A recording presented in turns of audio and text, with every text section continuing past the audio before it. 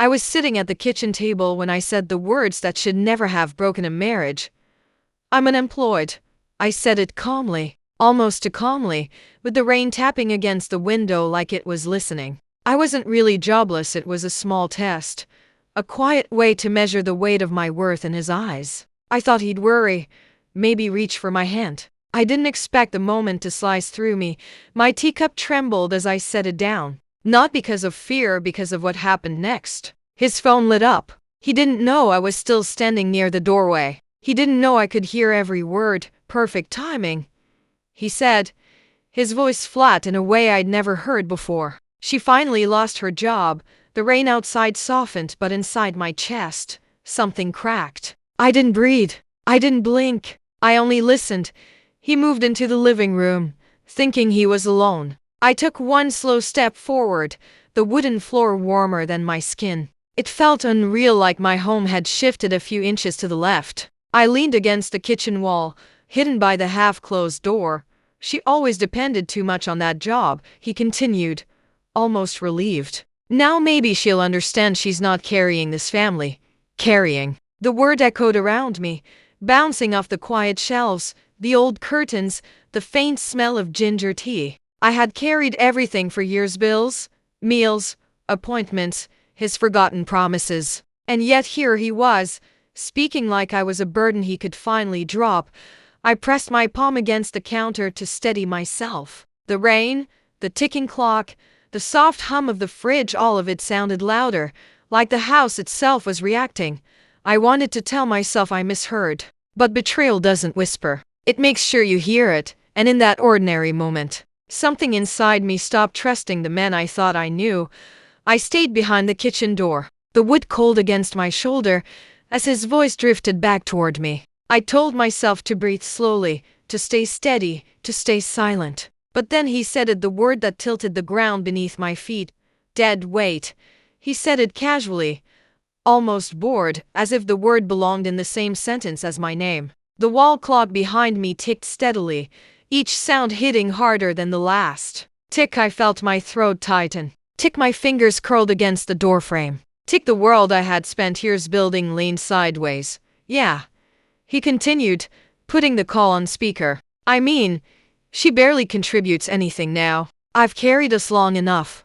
Carried. Again. It felt deliberate this time. The voice on the phone gave a low hum of agreement, but I could barely process it. All I could hear was the weight of that word, dead weight, pressing itself against an old wound I thought time had healed. I had heard it once in my childhood, whispered about my mother during a fight she never knew I overheard. And here it was again, coming from the man who vowed to protect me from the very things he was becoming.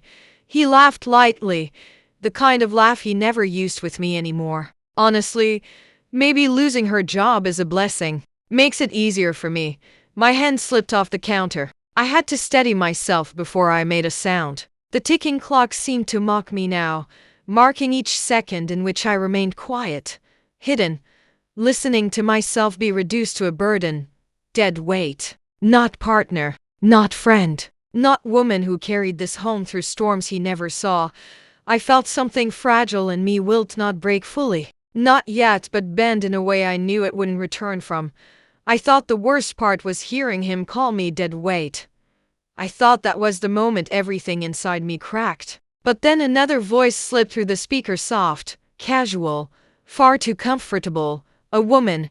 She answered him with the kind of ease that comes from routine, not accident. Finally, she said, almost laughing, I told you she'd hit a wall sooner or later. I froze. My breath stopped halfway in my chest. The refrigerator's quiet hums suddenly grew into thunder in my ears, vibrating through the tiles under my feet. The room seemed to pulse, shrinking around me yet blurring at the edges. He didn't correct her. He didn't hesitate. He didn't even lower his voice. Yeah, he replied, sounding lighter than he had in months. It's about time. I needed this. Needed this. Needed my failure. Needed the lie he believed. The woman sighed, an intimate, familiar sound like she was lying beside him on some forgotten afternoon. So what now? You still planning everything? Planning. The word slid down my spine like ice. He chuckled. Oh. I've got it all figured out. This just makes things easier. She won't question a thing. My fingertips went numb. The thunder of the fridge grew louder. Even the curtains seemed to shiver beside me. She spoke again, softer this time. You deserve better. You know that. He didn't argue. He didn't defend me. He simply let the sentence sit between them like truth. Something inside me shifted, not the sharp crack of heartbreak, but the slow, heavy slide of realization. Betrayal doesn't announce itself with screams. It doesn't break down doors. It arrives quietly. In a woman's voice that shouldn't exist. In a conversation meant to stay hidden. In the ease of two people who have spoken far too many times before. Truth rarely shouts. It whispers just loud enough to ruin you. I stayed behind the half-closed kitchen door, my hand resting on the chipped paint, knuckles pale. I could have stepped out. I could have ended the charade. But something heavier than fear held me still, the need to know just how deep the rot ran. The woman on the phone exhaled sharply, almost amused. Honestly, what did she even do at that job? She always looked stressed for no reason. Her tone was light, careless, as if she were discussing a stranger she'd seen in a grocery line, not the woman whose home her voice was invading. My husband chuckled. He chuckled. A sound I hadn't heard from him in months, warm, genuine, familiar. A sound I once believed belonged to me. Well, he said, she exaggerated everything. Always dramatic about work. Always acting like she carried the world. My throat tightened. The afternoon sunlight slanting through the window felt harsh, almost judgmental, as if the room itself were ashamed of the conversation happening inside it. The woman laughed, a short, sharp sound. Maybe now she'll finally sit down and stop pretending she's important. And then something happened that sliced deeper than any confession of adultery could have. My husband laughed with her. Not a forced laugh, not a polite chuckle, a real laugh. One that rolled out easily, freely, the way it used to when we were younger. When we were still on the same side of life. Their shared amusement drifted through the hallway like smoke, settling into corners it didn't belong in. I pressed my fingers to my lips to keep from making a sound. I could taste salt even though I wasn't crying. It wasn't the betrayal that hurt most. It was the humiliation, the quiet, suffocating kind. The kind that grows roots in your chest. Humiliation doesn't shout. It poisons you slowly, slipping deeper with every shared laugh that shouldn't exist. Their laughter faded, but the damage it left behind kept echoing through the hallway. I steadied myself against the counter, fingertips digging into the cool surface, grounding myself before the next blow came. I should have walked away. I should have stopped listening. But betrayal has a way of pulling you closer, forcing you to witness every ugly detail. The woman's voice softened, almost intimate. So, this weekend, same place? My stomach clenched. He didn't hesitate. Yeah, I already booked the room. Thought it'd be good to get away from everything here. Everything here. Me, our home, our routines. My grip on the counter slipped for a moment. I reached for it again, holding on as though it were the only thing keeping me upright. Did you handle the payments? She asked. He chuckled. Relax. She never checks the card statements. She trusts too easily.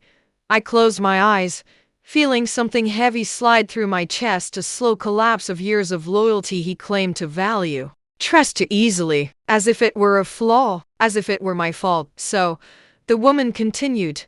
Should we do the longer trip next month? The one you mentioned. The 3-day one? He exhaled, almost excited. Yes, I'll make it happen. She'll buy whatever excuse I give her. She always does. My pulse thudded in my ears. Months, not days, not weeks. Months. This wasn't a moment of weakness. It was a pattern, a routine, a second life carefully stitched behind my back. He had used our money, our time, our home, the life I helped build, to create something with someone else. Something planned, something practiced. I opened my eyes and stared at the fractured reflection in the oven door, a distorted version of myself I barely recognized. Infidelity doesn't grow in dramatic explosions. It grows in the quiet, hidden corners of routine, the spaces you trust someone to protect. And he had filled every one of them with lies. I thought tears would come. I thought my knees would buckle, or my voice would break, or my heart would scream loud enough to drown everything out. But none of that happened. Instead, something inside me settled. Not peacefully, no, but firmly. Like a stone dropping to the bottom of a river, the rain outside thickened, sliding down the window in heavy streaks, matching the weight building inside my chest. I felt the storm in the air, but my hands were steady now. I reached for my phone without a sound, tapped the record button, placed it gently on the counter, the screen glowing faintly under the kitchen light. If he could plan, I could prepare. If he could lie, I could listen. His voice drifted through the doorway again, still soft, still warm, but not for me. "Don't worry," he murmured. "She won't suspect anything. She's too busy trying to please everyone." My breathing slowed. I held it carefully, letting every word imprint itself into the quiet, into the recording, into me. The woman laughed lightly. "Good. I don't want complications." "Oh, there won't be any," he promised. "She always folds when things get tough. She's not the type to fight." My fingers curled around the edge of the counter, not to steady myself but to keep from walking into the room and ending everything too soon. His words tightened something inside me, but they also sharpened it.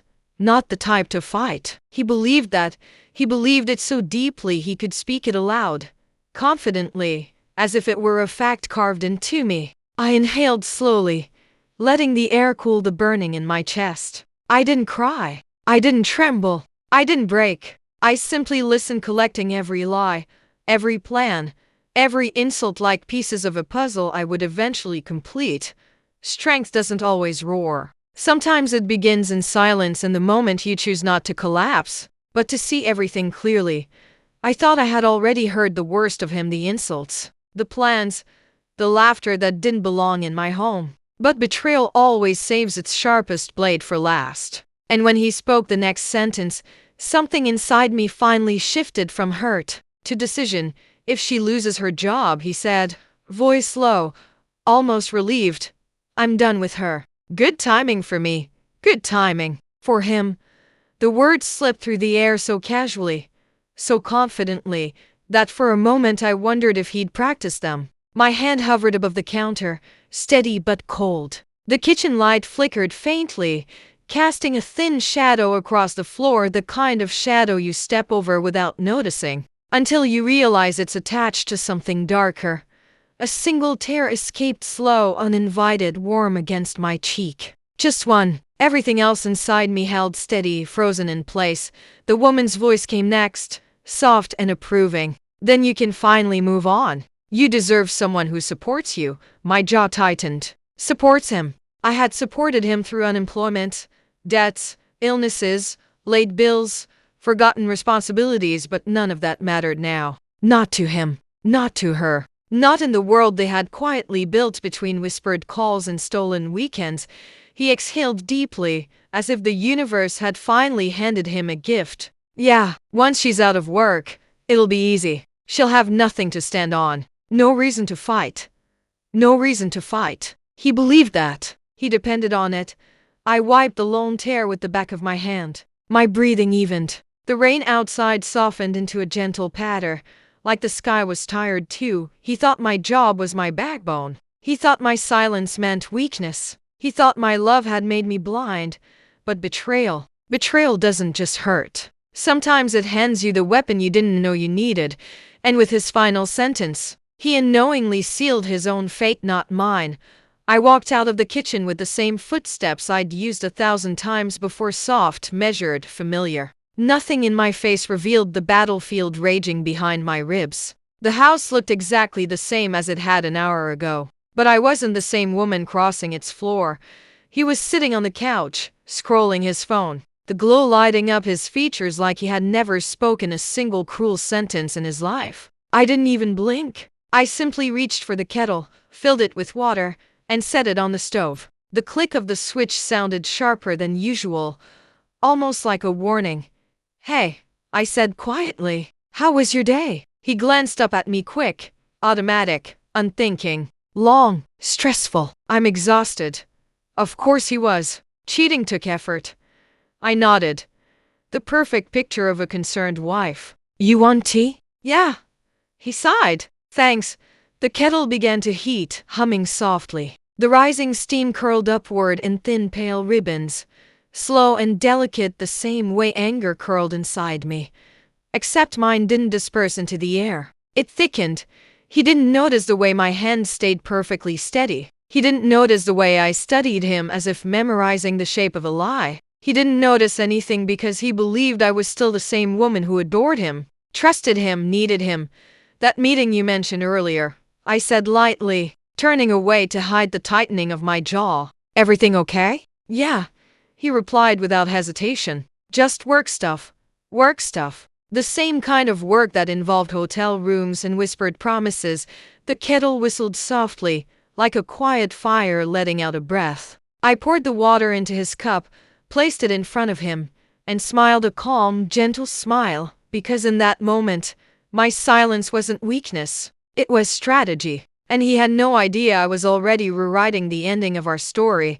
He reached for my hand the moment I sat beside him, the same hand he had used to dial another woman not even an hour ago. His palm felt warm, almost reassuring, and for a brief second I wondered how many lies had soaked into that skin over the past months. You seemed stressed earlier, he murmured, gently squeezing my fingers. I've been worried about you, about us, about the bills. The concern in his voice was almost tender, almost believable, almost. I lowered my eyes like a woman carrying too much on her shoulders. It wasn't hard, I was carrying something heavy, just not the burden he imagined. Yeah, I whispered. It's been a lot. He exhaled dramatically, running a hand through his hair as if he'd been wrestling with worry all day instead of whispering with another woman behind my back. You know I'm here for you, right? No matter what happens with your job. We'll figure things out, a masterpiece of acting. If Hollywood called, I wouldn't be surprised. I nodded slowly, letting the silence stretch between us. He mistook it for emotional vulnerability, not strategy. Every lie he coded in softness. I wrote down in invisible ink across my mind. His thumb brushed the back of my hand in slow circles. I hate seeing you overwhelmed. I just want you to be okay. The words dripped warm sugar, but I knew they hit a blade.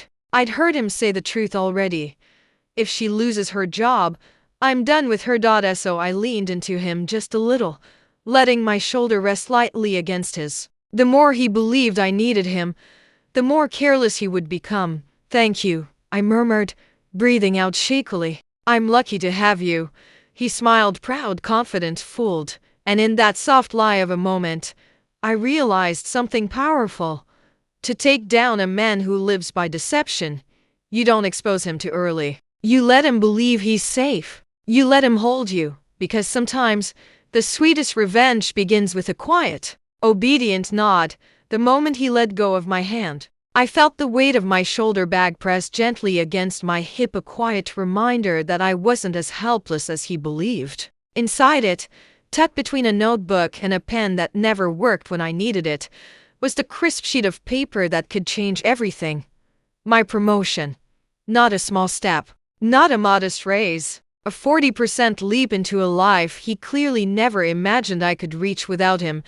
While he moved into the kitchen to check something on the stove, I slipped my bag onto my lap and unzipped it slowly, careful not to make a sound. The soft rustle of the letter felt strangely loud in the stillness of the room. I slid the folded pages out just enough to see the header. The signature, the new salary figure printed in clean, confident ink. My breath didn't tremble. My hands didn't shake. For the first time that day, I felt steady. He thought I was jobless. He thought I was desperate. He thought I needed him. But the truth was sitting right between my fingers, cool, factual, undeniable. I folded the paper back on its crease, smoothing it gently with my palm as if preparing a blade before it meets the light. The letter didn't feel like an achievement anymore. It felt like leverage, a shield, a key, a quiet kind of power that didn't need to be shouted or thrown in anyone's face. Not yet. From the kitchen, he called out, "Do you want tea or something stronger?" The irony flickered through me like electricity. Tea, as if warmth could undo the coldness I'd heard in his voice earlier. "1 cup of tea," I replied softly, tucking the letter back into my bag with surgical precision. "Something light." He had no idea what I was holding. No idea how quickly the ground was shifting beneath him. No idea that the woman sitting across from him wasn't broken, she was preparing. Power doesn't announce itself. It waits. And tonight, it waited in my bag, folded like a quiet, patient promise. I locked the bathroom door behind me with the softest click, the kind that doesn't echo, doesn't raise suspicion, doesn't betray intention. The extractor fan hummed above me, steady and mechanical, a sound that felt almost protective. It gave me cover. It gave me time. His tablet lay on the counter where he'd left it earlier, plugged in, screen glowing faintly with a notification. He never bothered turning off his sync features, arrogance disguised as convenience. I wiped my palms on my jeans, opened the device, and went straight to the folder that shouldn't have existed. Backups. Automatic. Perfectly time-stamped. The first screenshot hit me like cold metal. His messages to her, casual, intimate, practiced. Not the language of strangers discovering each other, but of people who had rehearsed their deceit. I scrolled. Photos. Receipts. Hotel confirmations with dates that threaded themselves neatly through the weeks he had claimed to be working late. Helping a friend. Visiting his brother. Each swipe tightened something inside my chest. But it didn't break. I wasn't breaking anymore. I was cataloging. Connecting dots. Building a timeline that made their lies look embarrassingly simple. Location history opened with a map that glowed like a confession. He had been everywhere he shouldn't have been. And nowhere he claimed to be. Restaurant bills matched messages. Messages matched hotel bookings. Hotel bookings matched the photos he didn't mean to save. One picture made my breath stall, not because of her face, but because of the shirt he was wearing. My gift. The one he swore he reserved for special evenings just with me. I couldn't cry. The extractor fan filled the silence where tears should have lived. Instead, I took my own screenshots clean. Chronological, irrefutable. Technology doesn't lie. Technology doesn't hide. Technology remembers what humans try so desperately to erase. And as I stared at the digital trail of their betrayal, I realized something powerful. He had handed me every piece I needed. All I had to do now was use them. I set the ceramic plates down one by one, letting the soft clink settle into the room like an opening cue. The wall clock ticked above me, steady and patient, a metronome for the performance I was preparing. The aroma of warm food drifted through the quiet apartment, carrying with it the same comfort he had taken for granted for years. Tonight, those familiar rituals weren't gestures of care. They were props. The table looked almost too peaceful. Folded napkins, polished forks, a candle I hadn't lit in months. My hands moved slowly, deliberately, each motion so controlled that even I could feel the shift inside me. There was no shaking now. No breath catching in my chest. Just stillness, the kind a person finds only after surviving the worst. I placed his favorite dish near his seat, the one he always claimed made him feel at home. The irony tasted sharp on my tongue. The rain had stopped outside, leaving the windows streaked with silver lines that caught the light from the lamp. The room looked calm, intimate, deceptively tender, perfect for what was coming.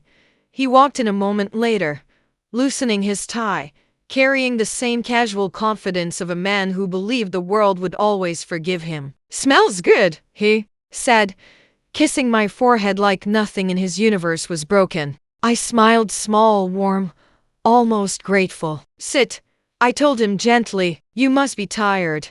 He relaxed instantly, unaware that I had already mapped out every second of this evening. The screenshots in my phone, the promotion letter tucked beneath the placemat. The truth coiled quietly inside me, waiting for its cue. As I poured him a glass of water, I felt the clock behind me continue its slow, unbothered ticking, each second folding into the next, guiding me toward the moment he would remember for the rest of his life. Revenge doesn't always need anger. Sometimes, it just needs the right table, the right silence, and perfect timing. I waited until he took his first bite, relaxed, comfortable, certain he was sitting across from the same woman he'd mocked hours earlier. The candle flickered between us, its soft glow catching the edges of his face. He looked almost gentle in that light. Almost.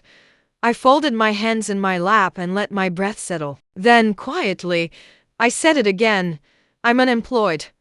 The fork froze halfway to his mouth. His expression didn't show concern, not even confusion. It shifted straight into annoyance, as if my words were an inconvenience he didn't have the patience to hide. Again, he exhaled, shaking his head. You just can't handle anything, can you? His tone sharpened, quick and familiar, the same one he thought I never noticed. The small red light on my phone, tucked between the napkins, blinked steadily. Recording. Quiet. Ready. He leaned back in his chair, crossing his arms. You know what this means, right? I can't carry dead weight forever. He said it almost casually, the way someone mentions being out of milk, not realizing he had just repeated the very insult that had ended my innocence earlier that day. But he didn't stop. I've been thinking, he continued, rubbing his temples dramatically. Maybe it's time you stay with your sister for a while. Give me some space to figure things out.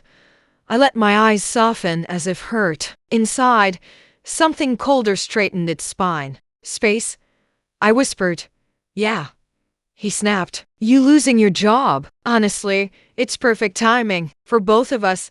There it was, the same sentence he'd fed another woman, this time spoken directly to my face. The clock ticked behind me. His words hung between us like shards of glass. He believed I was powerless. He believed I had nowhere to fall but into him. And with every careless syllable, he tightened the rope not around me, but around himself. I let his words settle between us, sharp, careless, still vibrating in the quiet room. He didn't notice the moment I straightened in my chair. He didn't notice the shift in my breathing. He only noticed when I reached for my phone. I didn't speak at first. Silence is a powerful language when you finally learn how to use it. Slowly, I slid the phone across the table. The screen lit up. The recording app still open, the sound waves frozen mid-spike. His eyes flicked to it, confused, then worried, then something colder, recognition, before he could form a sentence. I placed the printed screenshots beside it. Messages, locations, reservations, dates that matched the nights he'd come home smelling of hotel soap and excuses. He didn't touch the papers. He didn't even breathe. And this? I said softly, placing the folded document last. Is the job you think I lost? His hand hovered over it hesitantly, as if afraid the paper might burn him. When he opened it, the promotion letter caught the candlelight, the company logo crisp, the salary figures unmistakable, a 40% raise, long-term security, everything he thought I no longer had. His face drained so quickly I could almost hear the blood leaving his skin. You lied to me? He whispered. I lifted my eyes, steady and unapologetic. I tested you. The table between us suddenly felt enormous, a battlefield where only one of us knew the terrain. You recorded me? He stammered, voice cracking. You revealed yourself, I corrected. I just pressed a button. He swallowed hard, looking from the screenshots to the phone to the letter, each piece tightening around him like a net he never saw coming. The clock ticked once, then again. Truth doesn't need to raise its voice. It just needs to be placed gently on a table, where a liar can finally see themselves clearly.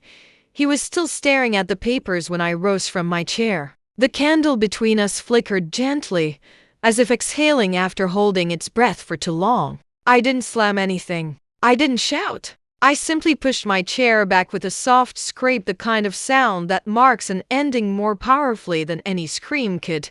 He looked up, panic settling unevenly across his face. Wait, we can talk about this, he said, voice unsteady. But I had already talked. I had spent years talking, explaining, forgiving, overlooking. Tonight wasn't a conversation. Tonight was a conclusion. I picked up my bag, the same one carrying every piece of truth he never expected me to hold.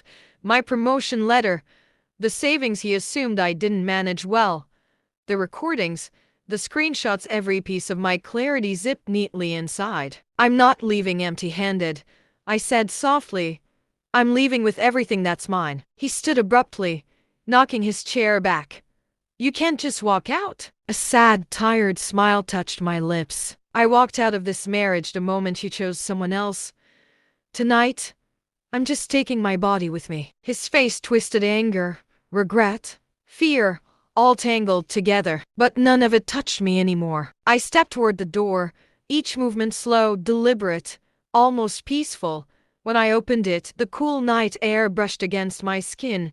The rain had finally stopped. The street glistened softly beneath the street lamps. The sky, washed clean, stretched wide and open. Behind me, he was still calling my name, but his voice no longer had a place inside me. I walked down the quiet steps, my shoes tapping lightly, as if marking a new rhythm, one that belonged entirely to me. With every step, the weight on my chest loosened, replaced by something calmer, deeper. Freedom. Peace isn't loud. It's the sound of closing a door gently and knowing you will never have to reopen it.